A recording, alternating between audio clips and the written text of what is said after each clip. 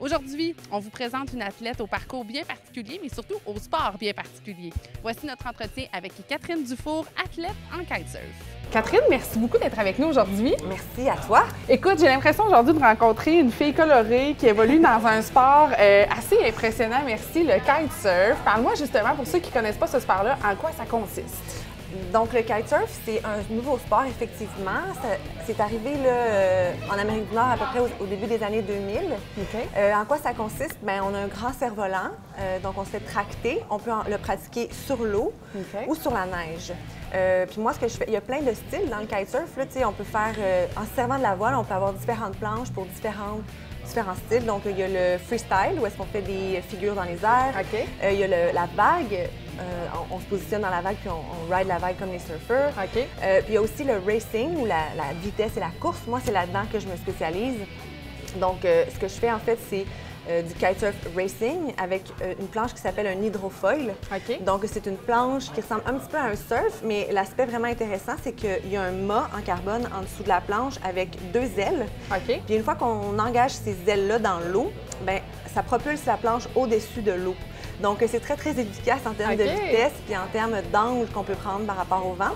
Fait que moi, les courses que je fais, c'est sur du parcours. Donc, ça ressemble à un parcours olympique là, que les planchistes utilisent ou que les catamarans utilisent. Okay. Le but, c'est de faire un X nombre de tours le plus rapidement possible. Puis, on est jusqu'à 45 sur le parcours en même temps. Wow. Il y a des départs, ligne d'arrivée. Donc, c'est ce que je fais. Et là, dis-moi, qu'est-ce qui amène une fille du Québec comme ça à vouloir évoluer dans ce sport-là? Bien, moi, je viens de l'île aux Coudres, dans Charlevoix, et c'est un endroit de vent incroyable. Donc, la première fois que j'ai vu le kitesurf, c'était à la maison. Puis j'ai tout de suite voulu en faire. C'est devenu vraiment une obsession. Fait que j'ai rapidement commencé à en faire. Puis rapidement, j'ai tombé aussi dans l'aspect compétition. Parce que je suis une fille assez compétitive. Tu voulais du challenge. Oui, c'est ça. Qui aime beaucoup l'adrénaline. Fait que dès ma deuxième année de pratique, j'ai été faire de la compétition. Puis depuis ce temps-là, ben je pense beaucoup à ça, le kitesurf. Et tu passes et tu penses à ça. Tu évolues aussi partout sur la planète. J'entendais que tu reviens de l'Europe, tout ça. Là, ton année typique, ça peut ressembler à quoi dans ce sport-là? Bien, dans le fond, ma saison de compétition, c'est de mars à novembre. Okay. Je fais d'habitude entre 7 et 8 événements majeurs sur 3 circuits internationaux. Ça peut être quoi, par exemple? Donc, les circuits, en fait, bien, il y a 2 circuits professionnels, Hydrofoil Pro Tour et le Kitefoil Gold Cup.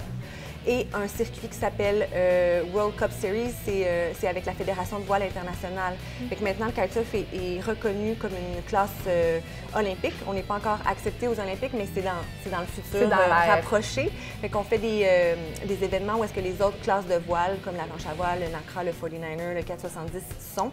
Fait que c'est sur ces 3 circuits-là que j'évolue. Puis une compétition, une régate, en fait, ça se passe sur 4 à 5 jours. On fait 4 à 6 courses par jour pendant 4 ou 5 jours. Et chaque course dure à peu près 15 à 20 minutes.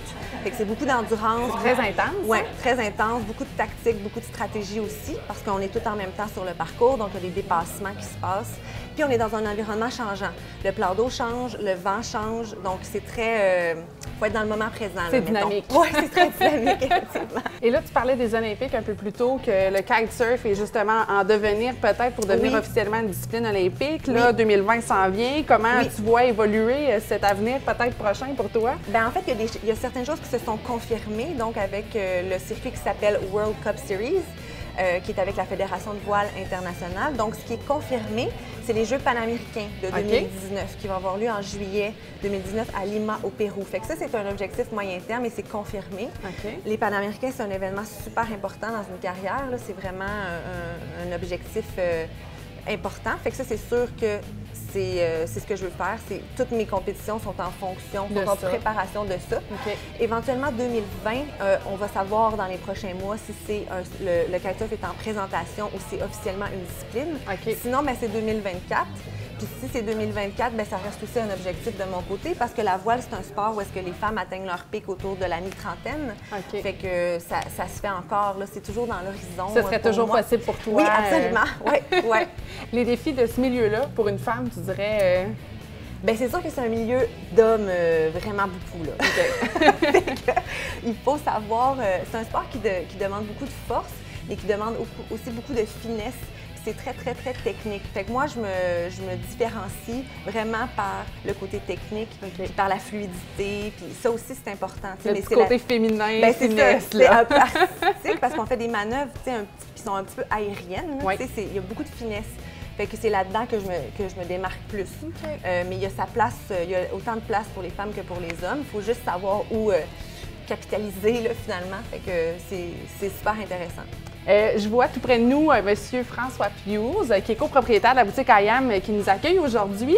Et là, je pense que ta relation, bonjour François, et là, toi, tu as une belle relation avec IAM, hein? Oui, depuis plusieurs années déjà.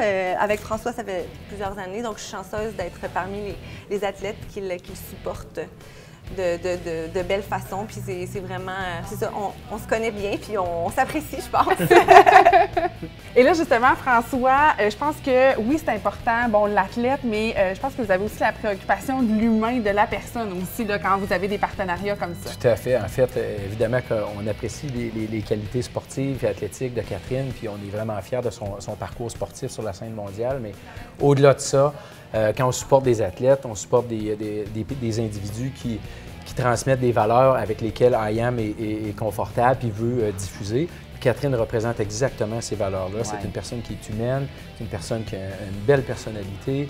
On ne peut pas demander mieux. C'est vraiment quelqu'un de très attachant. Puis c'est une des raisons pour laquelle notre association risque de se poursuivre encore longtemps. Donc on est vraiment fiers de te supporter, Catherine. Catherine, merci beaucoup pour ton temps aujourd'hui. Merci à vous deux. Merci beaucoup. François, bien sûr, comme à l'habitude, merci encore de nous avoir accueillis chez IAM. Ça a été très, très agréable de découvrir le kitesurf aujourd'hui avec toi.